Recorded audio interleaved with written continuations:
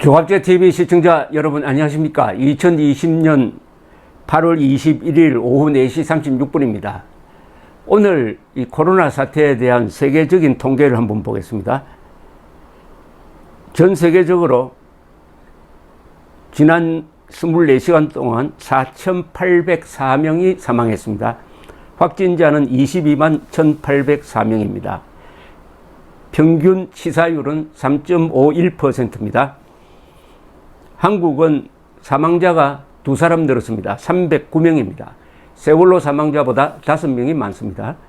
그리고 연간 독감 사망자 2,400명의 한 7분의 1 정도밖에 되지 않습니다. 확진자는 324명이 늘었습니다. 거듭 말씀드리지만은 확진자 중요하지 않습니다. 사망자를 보면 됩니다. 확진자 중에는 증상이 없는 사람들이 상당히 많습니다. 그러니까 사망자를 유념해서 보면 됩니다. 그러니까 대한민국은 세계에서 가장 안전하고 국민들이 적극적으로 협조하고 있다는 뜻입니다. 치사율도 1.85%로 세계에서 가장 낮습니다. 낮는 축에 들어요. 이것은 의사들이 열심히 하고 있다는 뜻입니다. 자, 국가별로 보면 말이죠. 미국이 881명 사망자 증가했습니다. 지난 24시간 사이에. 브라질이 1234명 사망했습니다. 그리고 인도가 하루 사이에 757명 사망했습니다. 미국은 지금 현재 사망자가 17만 7천 명, 브라질 11만 2천 명, 인도 5만 5천 명, 그 다음 남아프리카 공화국 195명이 사망했습니다. 인구가 우리보다 적은 나라입니다. 페루 200명 죽었습니다. 멕시코 625명 죽었습니다. 콜롬비아 204명 죽었습니다. 스페인 16명 죽었습니다. 칠레 93명 죽었습니다. 자, 이 정도인데, 그러면은 문재인 대통령과 당국은 국민들에게 감사하다고 해야죠. 이렇게 협조를 잘 해준다고. 그런데 오늘 문재인 대통령과 추미애 법무장관이 나서가지고 국민을 향해서 겁주기 대회를 했습니다. 겁주기 대회를 했어요. 세상에 이런 나라가 있는지 모르겠습니다. 언론이 또 이 겁주는데 앞장서고 있습니다. 야, 이거 참 국민 대접하지 않습니다. 사랑제일교회 광화문 집회자를 마치 적으로 보는 듯해요. 그리고 확진자들이 피해자 아닙니까?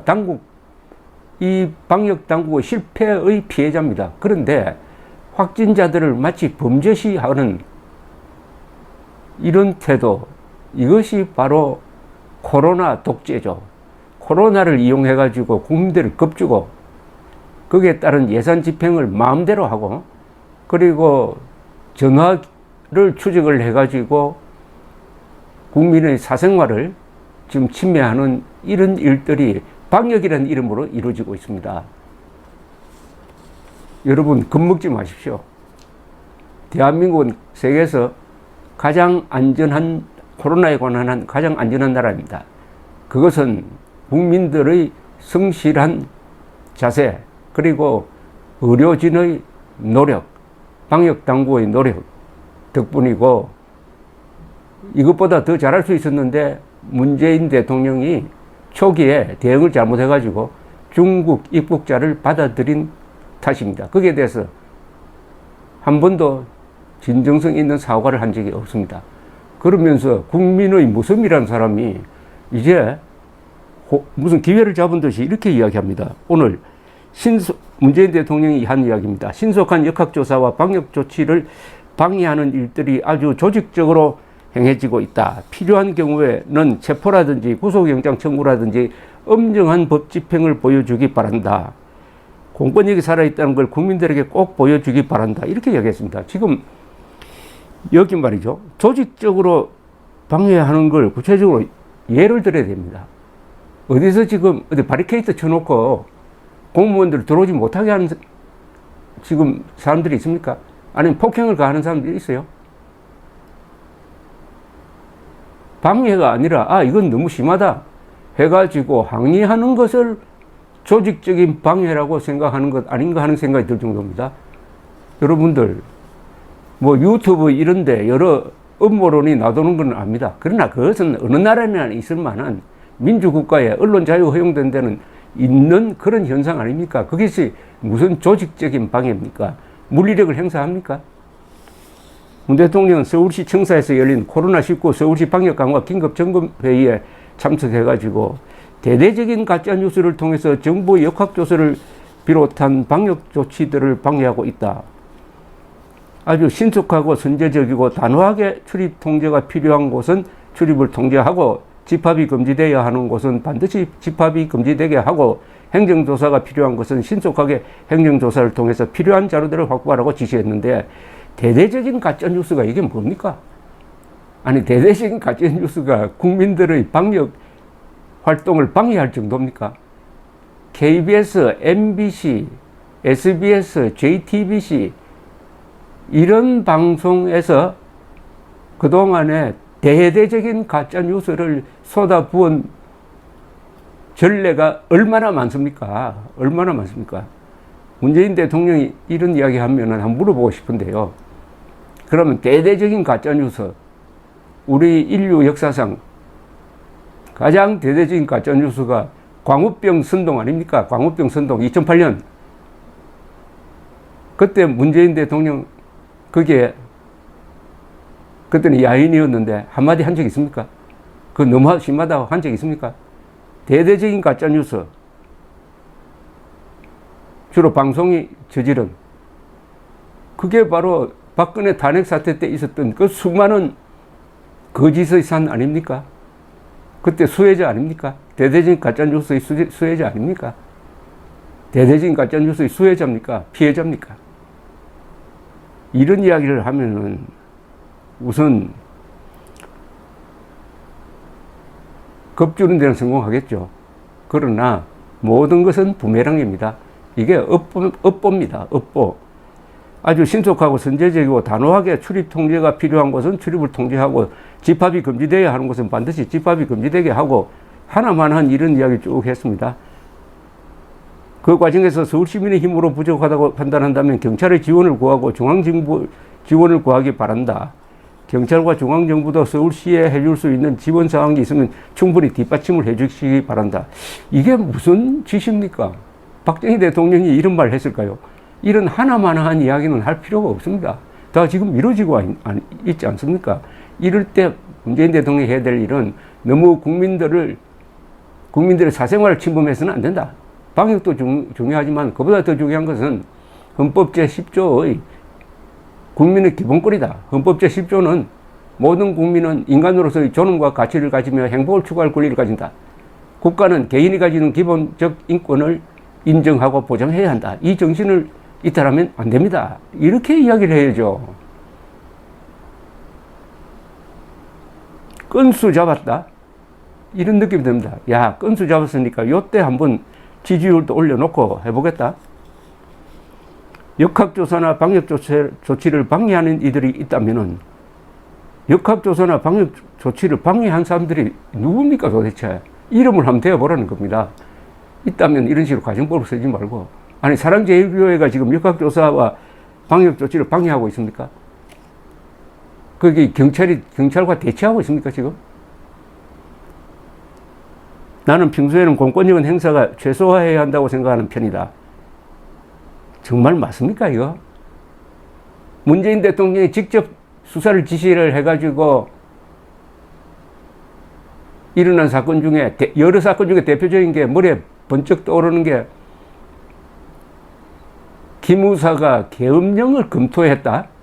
마치 기무사가 쿠데타를 꾸민 것처럼 과장된 허위 정보에 근거해가지고 특별수사를 지시를 해가지고 세월로 무슨 유족을 사찰했다. 이런 혐의를 씌워가지고 직접 수사를 지시했더니 검찰이 무리하게 수사를 하고 여기에 분노한 이재수 기무사령관이 투신 자살한 사건, 그 책임 문재인 없습니까? 이게 평소에 공권력은 최소화되어야 한다고 생각한 사람들의 행태입니까?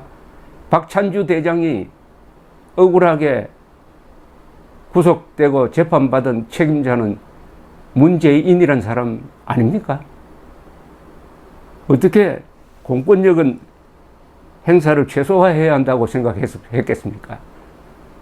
아니, 그러면은 작년에 자유를 찾아 남쪽으로 온 북한의 두 귀순 어부를 북한에서 살인에 가담했다는 확인되지 않는 정보에 근거해가지고 꽁꽁 묶어가지고 눈도 가리고 본인 의사도 묻지 않고 북한으로 돌려 보내주어가지고 지금 죽었는지 살았는지도 모르고 하도록 만든 게 이게 공권력의 최소 행사입니까? 공권력의 남용이죠. 그는 놓고 공권력을 최소 행사했다고 합니다.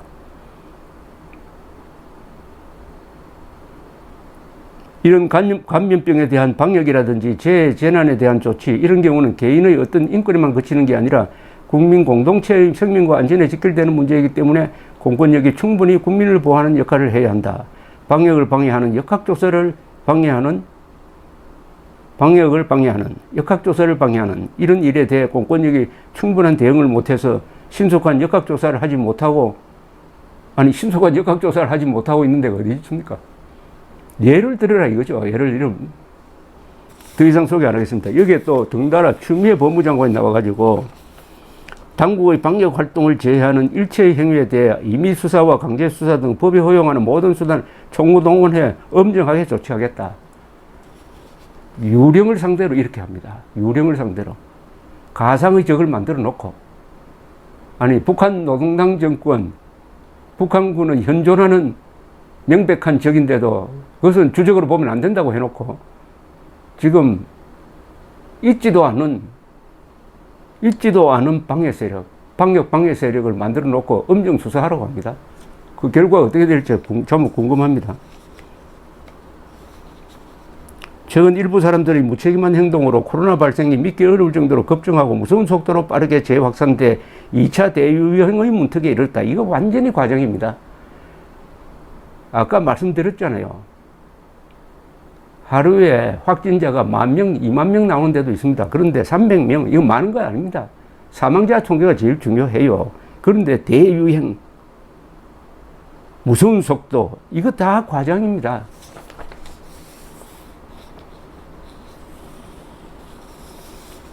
추미애 장관이 한 이야기는 문재인 대통령이 한 이야기와 똑같습니다.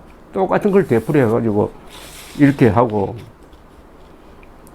구속수사 원칙에다가 법정 최고형 구형, 필요한 경우에는 뭐 하라. 다 마찬가지입니다. 두 사람이 똑같은 이야기를 했는데 사람만 바꿔가지고 이야기를 합니다. 문재인 대통령이 대한민국 대통령인지 남쪽 대통령인지 남쪽의 반쪽 대통령인지 어쨌든 이건 국민에 대한 예의가 아닙니다. 정광훈 목사도 국민이고 사랑제일교회도 국민입니다. 정광훈 목사도 한마디 했습니다. 입장문을 통해서 정부가 코로나 바이러스를 앞세워 북한식 수용소를 만들었다. 사랑제일교회 신도로 구성된 8.15 집회 참가 국민 비상대책위원회는 오늘 오전 서울 성북구 사랑제일교회 인근에서 기자회견을 열고, 사랑제일교회와 정광훈 목사는 현재 정부의 방역 지침을 잘 이행하고 있다. 확진자가 나오자마자 교회를 폐쇄했고 전 교인에게 8.15 집회에 참석하지 말고 바이러스 검사를 받을 것을 강조했다. 300명에 달하는 사망자를 만들어낸 주범은 정부다. 중국이 여행객을 조기에 막지 못한 것이 국민을 죽음에 이르게 한 것이다.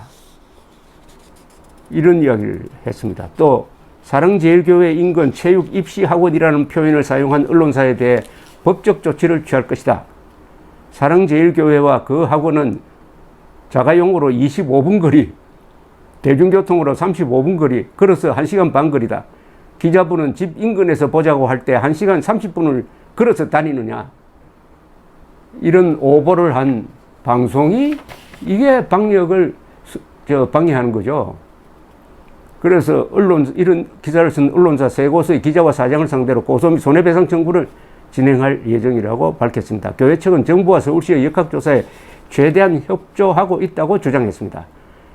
강 변호사는 서울시로부터 역학조사 협조 요청 공문을 현장에서 받아봤는데 역학조사 대상이 아니었다며, 하지만 서울시는 막무가내로 교회 진입이 필요하다고 요구했고 경찰은 무관 신문을 끌어내며 진입을 시도했다. 이메일로만 총 15회에 걸쳐 교인 명단을 모두 제출했고 교회 단순 방문자 기록까지 명단을 다 제출했다. 명단 제출에 협조하지 않는다는 소리가 들리는 이유를 모르겠다. 정광훈 목사는 유튜브 채널을 통해서 교회가 외부로부터 바이러스 테러를 당했다고도 주장을 했습니다. 전 목사는 이날 기자회견 전 유튜브 채널 르하라 TV를 통해 밝힌 성명서에서 5명 정도의 제보자로부터 바이러스 테러가 사랑제일교회 안에 숨어 들어온다는 제보를 받았다며 외부 불순 분자들의 바이러스 테러 사건이라는 것을 느끼게 되었다. 물론 바이러스 테러란 말은 지금 확인되지 않는 이야기입니다. 그러나 이분들 입장에서는 그런 의심을 할 수도 있을 것이라는 생각이 듭니다. 이건 수사에 관련된 부분인데, 뭐 수사하니까 이런 부분도 다 합쳐서 의혹을 해소할 책임이 이 정부에 있는 것입니다. 이 2차 확산의 책임은 문재인 정권에 있습니다. 그런데 이걸 몽땅 사랑제일교회 정광훈 목사에게 전가하고 급주기까지 하는 이런 데 대한 정치적 책임은 결국 국민들의 몫입니다. 감사합니다.